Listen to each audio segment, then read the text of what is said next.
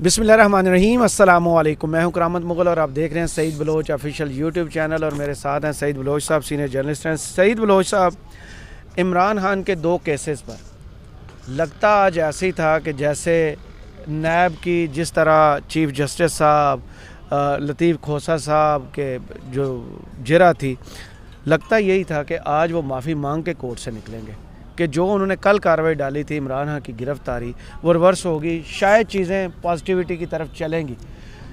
इसमें ऐसा तो कुछ नहीं हुआ। जुडिशल रिमांड की इस्तदा मुस्तरद होने से केस पर क्या फ़र्क पड़ेगा ये बताइएगा। और दूसरा, इन दो केसेस पर ही अभी ये टिके रहेंगे, इमरान खान को इसी में जेल में रखेंगे जिनमें अभी तक कोई प्रूफ सामने नहीं आया, या कोई नया केस भी डालने के चक्कर हुए? बहुत शुक्रिया करामत मुग़ल साहब। देखें, बात यह है कि ये है साजिशी सपेरे, और इन साजिशी सपेरों के पास पिटारी के अंदर बहुत सारे सांप हैं।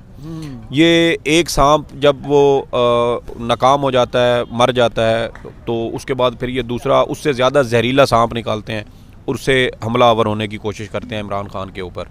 लेकिन आप देखें कि हम शुरू से ये कह रहे हैं कि इमरान खान साहब के ख़िलाफ़ एक भी मुकदमा नहीं है, एक भी ऐसा मुकदमा नहीं है जिसकी बुनियाद पर आप ये कह सकें कि उसकी बुनियाद पर इमरान खान के ख़िलाफ़ किसी किस्म की कोई जो है वो उसको सज़ा हो सकती है या उसकी सियासत पर हमेशा हमेशा के लिए ताला लग सकता है। आप देखें कि नवाज़ शरीफ और शहबाज शरीफ साहब के ख़िलाफ़ ओपन एंड शट केसेस हैं। शहबाज शरीफ और हमजा शहबाज के खिलाफ वो शुगर मिल मनी लॉन्ड्रिंग वाला केस ओपन एंड शट, टीटीज वाला ओपन एंड शट केस। इसको पता है मज़हर अब्बास साहब बड़े सीनियर जर्नलिस्ट है, वो क्या कहते हैं? जी जी, वो कहते हैं इतनी दफ़ा आप सुना, अब तो लगता यही है कि ये ओपन एंड शट नहीं, ओपन एंड शिट केस है। ओपन एंड शिट केस है, बिल्कुल। मेरे ख्याल में अगर मज़हर इकबाल साहब ने ये बात की है, मज़हर अब्बास, तो वो बिल्कुल 16 आने उन्होंने सही बात की है। और आप देखें कि नवाज़ शरीफ साहब के खिलाफ ओपन एंड शट केस था, वो तोशा खाना से जो इन्होंने गाड़ियाँ ली थी। भाई रूल्स में है ही नहीं एक चीज़, मर्सिडीज। चले जी, आप ये भी कह देते हैं कि यार ये रूल्स के अंदर था, ये गाड़ी अगर 10 लाख डॉलर की थी और आप उसको 50,000 डॉलर में लेके गए तो क्यों लेके गए? लेकिन चले जी, इन्होंने कुछ पैसे दे दिए कि चले, कानून वो इजाज़त देता था कि ये ले सकते हैं, ठीक है, उन्होंने पैसे थोड़े दिए लेकिन वो ले गए, कानून फिर भी इसकी इजाज़त। भाई एक कानून में एक चीज़ लिखी हुई है कि आप ले ही नहीं सकते और आप फिर भी ले गए, तो ये ओपन एंड शिट केसेस ही थे। लेकिन आप देखें कि उसके बावजूद वो बच गए। ओपन एंड शट थे, उनको बना दिया गया ओपन एंड शट। तो मैं असल में वो दूसरे स्टेप पे पहले चला गया था ना। चलो कोई नहीं, आपका दूसरा स्टेप भी ठीक है। जी जी, तो अब आप ये देखें कि इमरान खान साहब के खिलाफ ऐसा कोई भी केस नहीं है, कोई भी ऐसा केस नहीं है जिससे इमरान खान साहब का जो है उसको किसी किस्म का कोई नुकसान हो या सज़ा का ख़तरा हो। ये सिर्फ जो केसेस उलझाए जा रहे हैं। अब देखें कि आज इनको शायद पता था कि इस केस के अंदर जान नहीं है। चीफ जस्टिस आमिर फ़ारूक साहब से जैसे ही केस किसी और जज के पास जाएगा तो यही हाल इन तमाम केसेस का होगा जो आज इस साइफर वाले केस का हुआ है। क्योंकि किसी एक केस में भी इन्होंने जो कानूनी ज़ाब्ते थे, जो एक प्रोसीजर था, तयशुदा असूल है कानून की किताबों में, इन्होंने किसी केस में भी उसको फॉलो नहीं किया। ट्रायल कोर्ट में जिस तरह तोशा खाना का मुकदमा चलाया गया, हुमायूं दिलावर साहब के पास एक मुतासिब जज थे, मुस्लिम लीग नून के बारे में इसके साथ उनकी वाज़े जो एफिलिएशन थी वो सामने आ चुकी थी। हमारे सहाफ़ी दोस्तों ने उनकी फ़ेसबुक पोस्टें देखी, जिस फेसबुक आईडी को उन्होंने कबूल किया कि हाँ ये मेरी है, उसी के ऊपर वो पोस्टें मौजूद थी। फिर वो डिलीट कर दी गई और उसके बाद उनको प्रोफाइल को ही लॉक कर दिया गया। तो जब आप इस तरह एक मुतासिब जज के सामने ये मुकदमात लगाएंगे और फिर वहाँ देखें कि जिस तरीके से उस कानूनी प्रोसीजर की धज्जियाँ उड़ाई गई, जिस तरीके से वकीलों को डराया गया, धमकाया गया, आप ये नहीं करेंगे तो मैं यूँ कर दूंगा, आप वो नहीं करेंगे तो मैं उसको ऐसे कर दूंगा, तो देखिए कायदा गाली गलौच हो जी जी जी जी। और आप देखें कि क्या किसी जगह पे एक साबिक वज़ीर-ए-आज़म के खिलाफ इस तरह केस चलता है। लेकिन ये सारा कुछ करने का मकसद यही था कि तो वैसे भी नहीं चलता जैसे वो जज साहबा वाला चल रहा है। जी जी, जहां वो माजरत करके आ चुके हैं, बिल्कुल। और इस्लामाबाद हाई कोर्ट उनकी माजरत कबूल कर चुकी है, लेकिन वो केस चल रहा है। हाई कोर्ट में वो केस ख़त्म हो चुका है, तौहीन अदालत ख़त्म हो चुकी है, लेकिन वो नीचे तक अभी तक उसको घसीट रहे हैं। तो इससे वाज़े तौर पर बदनीयती नज़र आती है। मकसद सिर्फ ये है कि इमरान खान साहब से वो तमाम बदले लिए जाएँ जो बन्नू शरीफा ये समझता है कि ये बदले उनसे पूरे होने चाहिए। बदले ले रहे हैं या इलेक्शन से डर रहे हैं? सर देखें, यार मेरी बात सुने, इमरान खान साहब को इस भूंडे मुकदमे में तोशा खाने वाले में गिरफ्तार करना था, नून लीग की हुकूमत के दौरान गिरफ्तार करना था, उनके सीने में ठंड डालनी थी। इस वजह से ये ट्रायल इस तरह चलाया गया। आपको नहीं पता कि उस वक्त वो छुट्टी पे उन्होंने छुट्टी उनकी मंजूर हो गई थी और उनकी छुट्टी मनसूख करके, ठीक है, तो उनकी जगह पे जो है वो हुमायूं दिलावर साहब को दोबारा लाया गया और वो उन्होंने ट्रायल चलाया और जिस तरीके से चलाया वो और 5 अगस्त को ही जेल 5 अगस्त को ही जेल करवा के और देखे कि 4 दिन के बाद असम्बलियाँ तहलील हो गई। तो ये सिर्फ नून लीग के सीने में ठंड डालने के लिए इमरान खान साहब के खिलाफ ये हुआ है। नून लीग के सीने में ठंड डालने के लिए PTI के ऊपर ये हमले किए गए, उसको तोड़ फोड़ उसकी की गई, उसके कारकुनों को पकड़ा गया, खवातीन को पकड़ा गया, घरों के ऊपर चादर और चारदीवारी को पामाल किया गया। इसका मकसद सिर्फ और सिर्फ नून लीग को जो है वो उनके सीने में ठंड डालनी थी। और मज़े की बात यह है कि नून लीग के साथ जो कुछ हुआ है वो इमरान खान साहब ने नहीं किया और जिनसे उनको बदला लेना चाहिए उधर उनकी जरूरत नहीं पड़ती। तो बदला किससे ले रहे हैं? बदला वो सारा ले रहे हैं इमरान खान से। तो यार आप लोग क्या समझते हैं कि अवाम इतनी बेवकूफ़ है, अहमक है कि आपकी इन सारी जो नौटंकियाँ इनको वो समझती ना हो। और सबसे बड़ी बात देखें कि नैब की बदनीयती वाज़े तौर पर खुल के आई।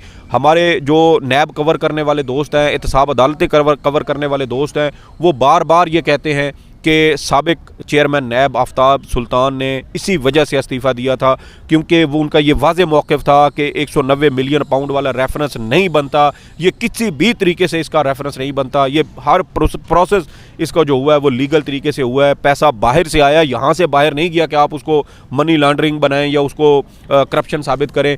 और उस पैसे से इमरान खान साहब ने कोई पैसा नहीं कमाया, कोई करप्शन नहीं की, और भाई पैसा बाहर से आया, वो सुप्रीम कोर्ट के पास चला गया। आपको अगर लगता है कि इसमें किसी किस्म की कोई दो नंबरी हुई है तो सुप्रीम कोर्ट से पूछ लें, या फिर आप वो लंदन से जिन्होंने मकान बेचा था और वो उनसे जाके पूछ लें। बात यह है कि जो इसमें मेन किरदार हैं उसकी तरफ कोई जाता नहीं है और इमरान खान साहब को सिर्फ इसी वजह से इसमें उलझाया जा रहा है। मकसद सिर्फ ये है कि आम इंतखाबात नैब पे केस हो सकता है, जिस टीम ने इतना बुरा काम किया उस पर केस हो सकता है। देखें पाकिस्तान के अंदर ना ये जो हरजाने वाला काम है ना, ये इसकी लोगों को इतनी कोई समझ बूझ नहीं है, लेकिन मेरे ख्याल में इस चीज़ को इनकरेज करना चाहिए।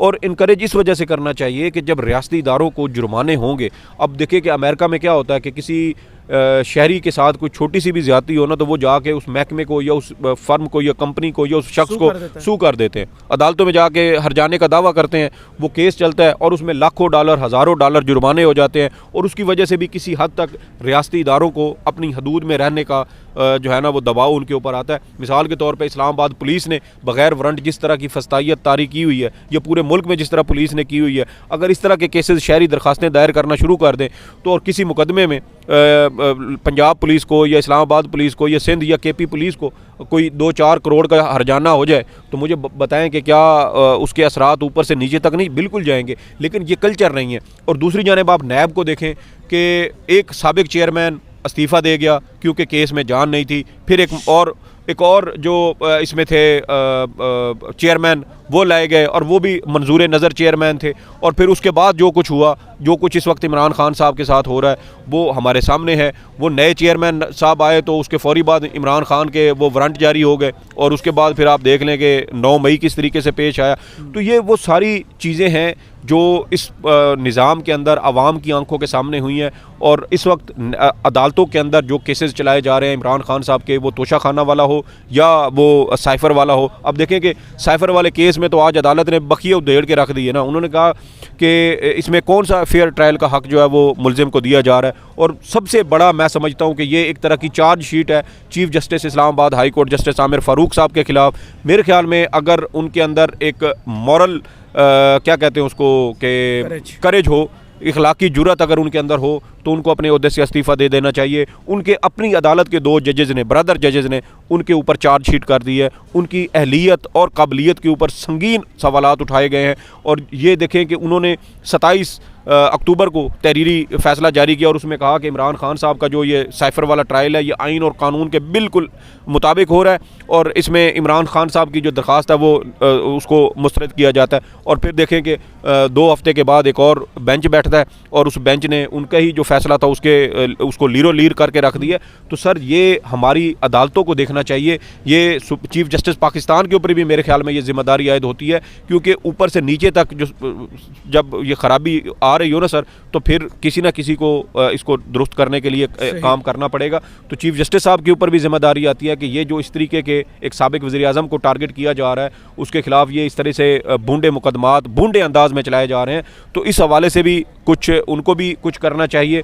और ये तमाम जो सुकम बार बार सामने आ रहे हैं, देखें पाकिस्तान की अदालतें जो हैं वो कैंगरू कोर्ट होती थी, वो कैंगरू कोर्ट्स भी अब तो बहुत पीछे रह गई हैं। अब तो मेरे ख्याल में इनके लिए कोई और इस्तेमाल होनी चाहिए, क्योंकि जो हालात वाक़यात इस वक्त हमारे मुल्क के अंदर हैं, मेरे ख्याल में इन मखसूस हालात में मखसूस इक़दामात की ज़रूरत है ताकि पाकिस्तान का अदालती निज़ाम बहाल हो, पाकिस्तान की जो अवाम है उसको इंसाफ मिल सके। अगर एक साबिक वज़ीर आज़म के साथ ये हो रहा है तो फिर मैं और आप, हमारी क्या औकात और क्या हैसियत है, हमें फिर अदालतों से कैसे रिलीफ मिलेगा। अब आप देखें कि वो जो दूसरा तोशा खाना वाला केस है जिसमें वो रिमांड मांगा गया था, जिस्मानी रिमांड मांगा था, जज बशीर साहब ने मुस्तरद कर दिया। अब इसके दो मतलब बनते हैं। पहली बात तो ये बनती है सर कि ये इस केस के अंदर कोई जान नहीं थी, कोई जान नहीं थी, इस वजह से इमरान खान का पहली बार जिस्मानी रिमांड मांगा गया और वो मुस्तरद हो गए थे। इसका मतलब तो यही वाज़े तौर पे बनता है कि इस केस के अंदर कोई जान है ही नहीं। दूसरी सूरत ये हो सकती है कि ये कैमोफ्लेज भी हो सकता है कि यार एक बार मामलात बहुत ज़्यादा गर्म हो चुके हैं और बार बार ऐसे लग रहा है जैसे टारगेट किया जा रहा है, ठीक है। तो इसलिए इमरान खान साहब को भी थोड़ा सा रिलीफ दें। और वो देखें ना, उधर से नवाज शरीफ साहब भी कह रहे हैं कि मेरे ऊपर से लाडले का टैग हटाएं। तो ये मेरे ख्याल में ये उस तरह का कोई काउंटर नैरेटिव भी हो सकता है सामने लाया जा रहा हो। तो ये इस हवाले से पीटीआई को जज वही है, पीटीआई को मेरे ख्याल में मोहतात रहना चाहिए इस हवाले से। ये छोटी छोटी चीज़ें, वो क्या कहते हैं कि मूंगफली फेंक के बाद में जाल बिछा दें। ये इस मुल्क में जो कुछ पिछले चंद महीनों से हो रहा है, कोई किसी चीज़ के ऊपर एतबार नहीं किया जा सकता। इधर से थोड़ा सा रिलीफ दें और उधर से साथ ही कहें जी देखें कि ये तो हाँ उधर से रगड़ा दे दें, और उधर से नवाज शरीफ साहब कहें जी देखें मैं तो लाडला नहीं हूँ, लाडला तो वो है, उसको अदालतों से रिलीफ मिल रहे हैं। तो ये काउंटर मैयर भी हो सकते हैं नवाज शरीफ साहब को बैलेंस करने के लिए, क्योंकि आपको पता है ना कल जो बात चली थी कि मेरे ऊपर से लाडले का टैग हटाया जाए। तो ये इसमें कोई शक नहीं है, पीटीआई को बड़ा मुहतात रहना चाहिए इन तमाम चीज़ों के बारे में। और एक बार फिर मैं यही कहूँगा कि बड़े शर्म का मकाम है कि पाकिस्तान की अदलिया इस नहज पर पहुंच चुकी है कि अब आवाम का एतमाद तो है वो मुतज़लज़ल था ही थे, ख़राब उनका हो चुका था, डैमेज हो चुका था। अब जो हालात बनते नज़र आ रहे हैं उसके बाद अल्लाह खैर करे हम 150 में कहीं 151 पे ही ना चले जाएँ। चलें, बहुत शुक्रिया सईद बलोच साहब आपके तज़किए का। कमेंट्स बॉक्स में ज़रूर बताइए वीडियो आपको कैसी लगी। इजाज़त दीजिए, अल्लाह हाफ़िज़।